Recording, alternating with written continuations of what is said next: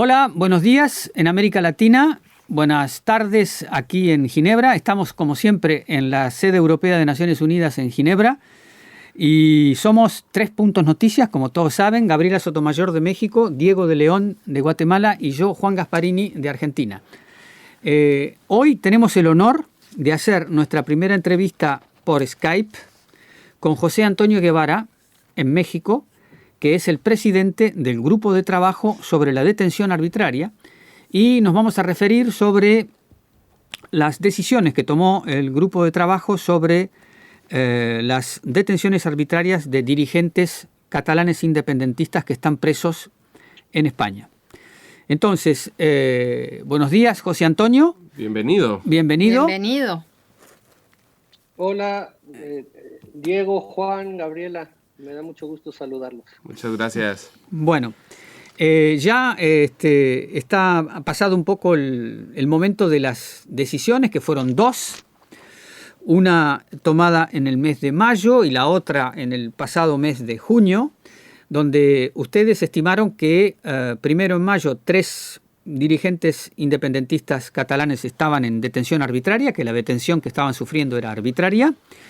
Y luego extendieron ese mismo tipo de decisión a otros 4 dirigentes por el mismo caso, que también están detenidos en Madrid.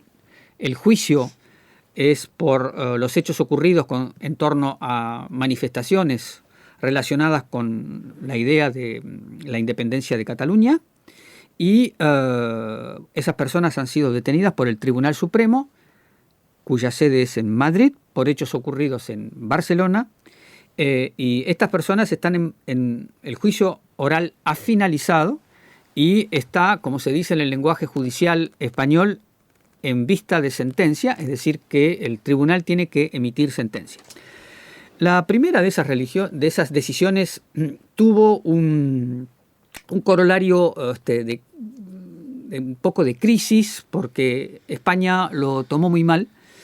Hecho inédito, aquí en el Palacio de las Naciones, el día 31 de mayo, se presentó a la salida del briefing de los periodistas el embajador de España y dijo cosas muy duras contra el grupo de trabajo y lanzó algunas acusaciones con los periodistas que estaban ahí en ese momento a la salida del briefing. Dio la casualidad de que, no la casualidad, sino que ella viene regularmente a los briefings, que Gabriela estaba ahí, y entonces yo creo que ella va a pulsar un poco en su memoria y recordar sí. lo que allí se dijo, que después fue repercutido en la prensa y que está plasmado en diferentes artículos. Ahora, no fue exactamente la salida del briefing, sino fue una reunión con ACANU. El embajador pidió una reunión con la Asociación de Corresponsales aquí en Naciones Unidas en Ginebra. Y básicamente, y aquí es donde yo quisiera que tú hables, José Antonio, no nosotros, porque el embajador Cristóbal González Ayer, el embajador español, dijo en la sesión con los periodistas que iba a pedir a la oficina del Alto Comisionado que te retire del cargo a ti, como presidente del grupo, y también al surcoreano Hong, sí. Por conflicto de interés. Y él, de lo que dice que es el conflicto de interés, es porque él asume que tanto tú como el surcoreano son amigos de Ben Emmerson, que es el abogado de los independentistas que están cautivos y que él era relator de Naciones Unidas contra el terrorismo. Entonces, nosotros le preguntamos, bueno, ¿de dónde sacas que son amigos y que hay un conflicto de interés? O sea, ¿en qué te basas? Y él dijo que porque ustedes habían firmado unos comunicados conjuntos, tanto el Grupo de Trabajo y Emmerson, sobre Guantánamo y sobre Egipto. A mí me dio la duda de que, ¿es eso un conflicto de interés? ¿Son amigos por eso? Pero mejor explícanos tú cómo está la situación y si tiene base el embajador para decirlo y sobre todo para pedir una cuestión tan fuerte que yo no había visto aquí antes, sinceramente, es lo que llevo de tiempo, un pedido como este. Cabe precisar de que la acusación decía de que mientras tú estabas ya en el grupo de trabajo de la detención arbitraria, en aquellos años, no sé en qué fecha porque no la precisó, Ben Emerson, era relator de los derechos humanos en la lucha contra el terrorismo. Después hay que precisar que Emerson cesó de ser relator y se dedicó al trabajo de abogado, que es el trabajo con el que siempre se lo conoció. Por tanto, en ese momento ustedes estaban ya en la ONU y Ben Emerson estaba aún en la ONU, y que ahí ustedes habrían hecho acciones conjuntas en favor de casos de derechos humanos en Guantánamo y en Egipto. Y en Egipto. A ver, danos tu punto de vista, por favor, José Antonio, para saber si esto es así. Bueno, pues antes que nada, muchas gracias por su interés en platicar con el grupo de trabajo. Me parece muy importante señalar que el grupo en efecto ha emitido 2 opiniones en torno a independentistas catalanes.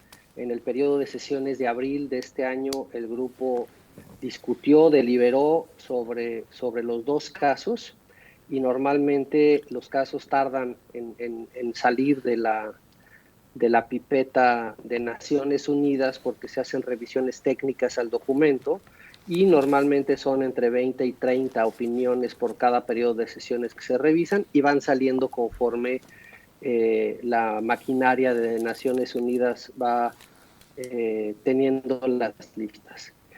Habiendo dicho eso, en efecto, estas 2 opiniones del grupo de trabajo fueron emitidas por unanimidad del grupo, es decir, por 5 de sus miembros, y tuvimos conocimiento, por supuesto que infundados, del embajador español en contra de integrantes del grupo de trabajo, en los cuales señala que tenemos un presunto conflicto de intereses. Para nosotros es muy importante señalar que en efecto el sistema de procedimientos especiales se integra por por 48 mandatos temáticos, es decir, somos 48 relatores y grupos de trabajo sobre diferentes temas, y que al sistema le llegan cartas de solicitud de acciones urgentes o de alegaciones cuando se presume que se le violó algún derecho a alguna persona. Y desde los años, desde los años 90, el sistema de procedimientos especiales ha ido desarrollando metodologías que buscan evitar no solo duplicaciones en las comunicaciones que tienen más de un procedimiento especial con los gobiernos, sino lo que busca es hacer menos cansado el trabajo para los gobiernos de tener que estar respondiendo sobre un mismo evento de una solicitud de acción urgente, que normalmente lo que buscan es resguardar la vida o la integridad o algún derecho de alguna persona, en donde diversos relatores y grupos de trabajo tendrían que decir algo o pedir información al respecto. Para evitar que sobre un mismo asunto diversos mecanismos emitan cartas separadas, les decía que desde los años 90 ha promovido la emisión de urgentes o de cartas de alegación firmadas mancomunadamente entre los diferentes procedimientos especiales. Y en efecto, el grupo de trabajo desde 2014, pero desde que su creación en los años 90, ha emitido un sinnúmero de cartas de alegación y acciones urgentes referidas a determinados casos respecto de detenciones de personas en diferentes países del mundo. Entre ellas, por supuesto, las que menciona el embajador de España sobre casos en Egipto y de los Estados Unidos de América. Eso no quiere decir que los titulares de los procedimientos especiales seamos amigos o tengamos una comunicación que una vez alguno de ellos haya salido de su mandato, se mantenga una relación de camaradería entre los procedimientos especiales. Yo personalmente, y me atrevo a decir que mis colegas del grupo, ninguno es, el embajador alega que somos amigos, no hay una amistad con el exrelator Ben Emerson. Lo único que hay es que se han emitido, en efecto, en el curso de la historia del grupo de trabajo con otros relatores, comunicados conjuntos sobre determinadas situaciones. Ustedes saben además que los relatores e integrantes de los grupos de trabajo no tenemos sede en Ginebra. Claro. Entonces ahí se mencionaba en algunos de los comentarios que compartíamos cubículo, que compartíamos oficina. Pues ese es un gran desconocimiento de cómo está estructurado el sistema de procedimientos especiales, porque no tenemos nosotros instalaciones en Ginebra. Lo que tenemos son equipos técnicos que desde la oficina del Alto Comisionado trabajan para ejecutar el mandato de cada uno de los procedimientos especiales. Entonces, por supuesto que esas declaraciones son completamente infundadas y ya le tocará al Comité Coordinador de Procedimientos Especiales, que es un órgano integrado por diversos miembros del sistema de procedimientos especiales, que determinen si en efecto existió un conflicto de interés. Pero dicho sea de paso, en ninguna parte del Código de Conducta o de los manuales que son aplicables para el funcionamiento de los procedimientos especiales se regula una prohibición en que se señale que los integrantes de un grupo de trabajo no pueden conocer de asuntos que son tramitados por personas que hayan pasado por el sistema de procedimiento.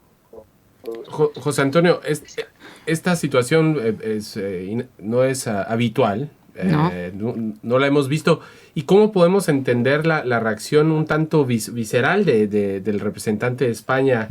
Se ha mencionado también que ha habido filtración de información. Sí, que por filtraron parte del ustedes grupo, que ustedes filtraron la información a los periodistas. La decisión a un medio catalán. ¿Cómo podemos entender la reacción visceral del representante de España y que de una manera casi atípica para el sistema, pues pone este argumento de frente sobre el posible conflicto de interés? Un país como España, además. Claro. ¿Cómo lo podemos interpretar? Bueno, yo no sé si sea una respuesta atípica, Diego, lo que sucedió en este caso, porque normalmente estamos acostumbrados los integrantes del sistema de procedimientos especiales a que los gobiernos, a los que no les gusta que les digan que se excedieron en sus atribuciones conforme al derecho internacional, que cometieron algún abuso en materia de derechos humanos, se les diga por un órgano independiente. Hemos visto respuestas desproporcionadas frente al trabajo del sistema de procedimientos especiales por países pues que tienen serios problemas en materia de derechos humanos. Lo han dicho tanto en la prensa nacional como en la prensa internacional, pero además en el Consejo de Derechos Humanos. Entonces, esto no es una respuesta, más bien, la reacción de un gobierno al que no le gusta el actuar de los procedimientos especiales es muy común. E insisto, normalmente en países que sí tienen dificultades en reconocer que se cometieron esos abusos en materia de derechos humanos. Sí, pero de ahí a decir que... Lo que yo sí creo que es desproporcional, y creo que por ahí vas, Juan, en tu comentario, es el tipo de acusaciones que se están haciendo. Sí. El atacar al mensajero y no abordar directamente la situación problemática que se está identificando en los dos informes, bueno, en aquel entonces en el informe del grupo de trabajo, en buscar encontrar relaciones inconfesables entre integrantes del grupo de trabajo y el abogado de la fuente. Esos ataques agrios que se están viendo en este caso, sí es algo poco común. Sí. Para el contexto de los países en el mundo diplomático, pero pareciera que no es algo inusual en la forma en la que ese país ha respondido frente a informes previos de los procedimientos especiales. Hubo un incidente, yo recuerdo hace años, cuando Theo Van Boven visitó España y encontró como relator de la tortura que había algunos tipos de consideraciones al respecto y hubo una respuesta también muy agresiva en contra del relator. Entonces, mencionabas el asunto de la filtración. Por supuesto que como grupo de trabajo negamos categóricamente la existencia de una filtración. A nosotros no nos representa ninguna utilidad darle a conocer a la prensa un día antes que se le va a dar a conocer a la fuente un documento de esta naturaleza. Claro. Entonces, pues por supuesto que desde nuestra parte no hubo ninguna filtración y ningún interés para que eso suceda, además de que yo creería que tendría que acreditarse por quien acusa cuál fue el agravio que le produjo esta filtración previa, cuando era inminente que lo iba a recibir la fuente unas horas después y lo iba a hacer público porque incluso parecía que ya había convocado a una conferencia de prensa. Pero finalmente lo más importante sobre este tema es que como presidente del grupo de trabajo, desde que se hicieron públicas estos señalamientos de que habíamos filtrado un documento, le solicité a personal de la oficina del alta comisionada de Naciones Unidas para los Derechos Humanos que para disipar cualquier tipo de duda sobre la integridad y objetividad en la que trabaja el grupo de trabajo, que se hiciera una investigación para que se determine si hubo alguna filtración de nuestro lado, que insisto, categóricamente negamos, pero para disipar dudas hemos solicitado esta investigación a la alta comisionada. ¿Y esa investigación está en marcha? Sí. ¿Está en marcha ahora? Sí. Todavía no tienen respuesta ustedes. Está en marcha, no hemos tenido resultados. Oye, luego también otra cosa que me llamó la atención es que el gobierno de España también en otra reunión aquí en el marco del Consejo dijo que los relatores especiales no deberían de trabajar después de que dejan su mandato o una cosa así. Sí, o sea, me parece, pues si viven de su trabajo. O sea, lo que la gente por ahí no sabe es que los relatores no son asalariados de la ONU, no son funcionarios que cobran salario, no son empleados. Ustedes no reciben salario, solamente se les cubren los gastos de traslado cuando tienen que viajar o venir acá a Ginebra, etcétera. Y ustedes tienen que vivir de su trabajo. Por tanto, si un señor es abogado y viene a trabajar a la ONU gratuitamente, lo que España quiere plantear para el futuro es que tiene que haber un plazo, que hay que definirlo, en la que estos abogados, que son relatores, cuando finalizan el mandato, no pueden volver inmediatamente al trabajo de abogado, trabajo del cual nunca se fueron. Exacto. Porque habrán tenido que mutilar el trabajo como abogados para poder cubrir las exigencias del mandato de la ONU. Entonces, esto de que quererle poner exigencias a una persona que viene a trabajar gratis para la ONU, ¿cómo lo ven ustedes? Ustedes lo viven en carne propia, esta alegación de España. Bueno, mira, la verdad, Juan, es que esta propuesta que mencionas no es algo que se haya discutido ni al interior del grupo de trabajo, ni que yo sepa al interior del sistema de procedimientos especiales. Me parece que es una medida que no abona en nada a las reglas que actualmente existen, porque nosotros sí tenemos reglas muy claras que nos obligan a actuar con objetividad e independencia.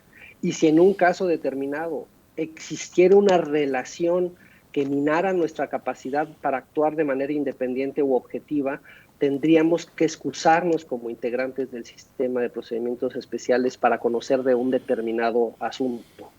Entonces, una restricción así, lo único que en mi opinión busca es legitimar esas acusaciones infundadas que se han hecho contra el sistema de procedimientos especiales, particularmente contra el grupo de trabajo por su actuación en estas dos opiniones. Pero bueno, es un asunto que se tendrá que discutir, o no sé si se vaya a discutir por el sistema de procedimientos especiales, y si se llegara a una regla de esa naturaleza, pues ya estará en los expertos que deseen ingresar a este sistema de expertos independientes que, como bien señalas, no recibimos ningún tipo de remuneración por parte de Naciones Unidas, claro, si queremos comprometer nuestro trabajo en el futuro de manera que no podamos participar en los procedimientos del sistema de Naciones Unidas.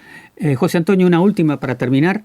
Esta tentativa encubierta o no, o dicha con otras palabras, de buscar la destitución de miembros de los procedimientos especiales, porque es lo que ventila la diplomacia española.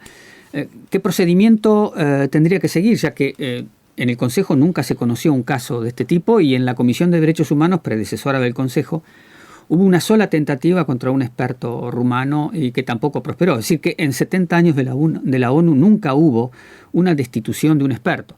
¿Esto cómo tendría que suceder para que haya un procedimiento legal y transparente si España lo quiere emprender contra ustedes?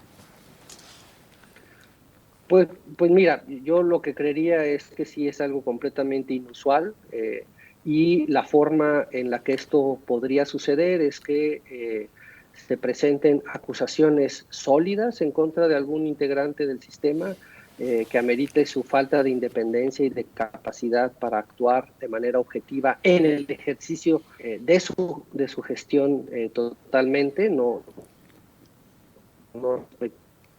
un caso, y esa decisión le correspondería al Comité Coordinador de los Procedimientos Especiales emitir una recomendación al presidente del Consejo de Derechos Humanos y se tendría que tomar una decisión de la misma naturaleza como la que se toma admitir a las personas como relatores o grupos de trabajo.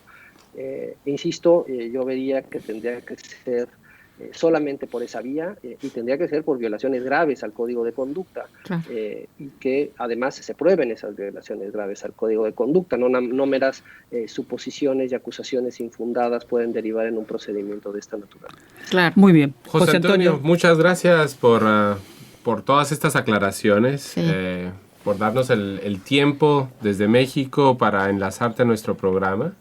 También le agradecemos a François Zubiguer por hacer posible todo este esfuerzo la conexión tecnológico. Y Juan, para concluir. Sí. Bien, te agradecemos y esperemos que esto concluya con tranquilidad, que si España quiere hacer las cosas, que las haga correctamente, y nos parece muy transparente todo lo que has dicho y no tenemos ninguna otra pregunta por hacerte, pero lo cual no quita que volvamos, claro, alguna vez por algún otro caso a molestarte, no sé si todavía como presidente o siempre como miembro del grupo de trabajo sobre la detención arbitraria. Gabriela. Bueno, claro, y bueno, yo también diría que una preocupación, ¿no?, de esta tendencia contra los procedimientos especiales, contra los mecanismos de Naciones Unidas, que son lo mejor que tiene este sistema.